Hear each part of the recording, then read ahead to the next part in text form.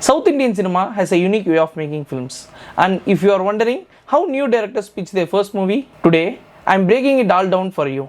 Let's talk about the pitching process in South Indian cinema and how it's evolved over the years.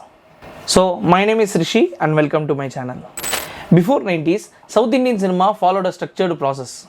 The story, screenplay and dialogues were written by different people while the directors are focused only on directing. The division of work allowed specialists to perfect their craft. But after the 90s, things changed. Most directors started writing their own films, handling the story, screenplay, dialogues and direction themselves. Even today, this trend continues, but with a slight twist. Many directors collaborate with co-writers to fine-tune their script before filming. Now that we understand how filmmaking has changed, now let's talk about pitching process. How a director convinces a producer or actor to make their film. Let's say a director has written their first story and is ready to pitch. What do? Some filmmakers will shoot a pilot film, others will create a pitch deck. Some directors even film a single scene from their script to showcase their vision. A more budget-friendly option is slideshow, where they take photos representing different scenes, grade them, add music to create a mood. I personally worked as an assistant for a director who is pitching his film. What we did was photograph key scenes, aligned them, graded them, and added music and wrap it up as a pitch video. One well-known example is Mohan Vaidya, the director of Jil Jang Jak. He made a pilot film for pitching. You can even find it on YouTube. I'll link it in the description. Once the pitch is ready, the director presents it to either a producer or a hero. This is trial and error.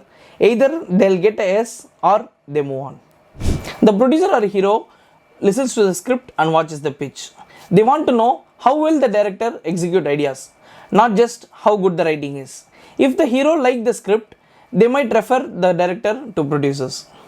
If the producer is interested in the film, they'll ask you for budget estimate and shooting schedule to see how many days it will take to complete the film.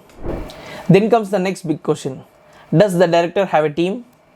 If they made a lot of short films, they'll probably have a trusted crew. If not, the producer has to hire a good cinematographer, editor, music director and production designer. After finalizing the budget and crew, the team hires a casting director and starts looking for actors. The process takes time, with lot of approvals and rejections. Once the cast is locked in, filming begins. One important thing, the producer and actor always ask if the director has worked as an assistant director before. If they have, it increases the chances, but if not, it all depends on how strong the pitch is. If the first movie was a blockbuster, everything changes. Producers will approach the director. They won't have to make a pilot film anymore. If the actor likes their script, they'll just greenlight the project immediately. But here's the catch. Some people think that the director's first hit was just luck. So they need to prove themselves again with their second film. If they succeeded twice, the process will get much easier. If they fail, the process gets way harder to make another film. But here's something interesting.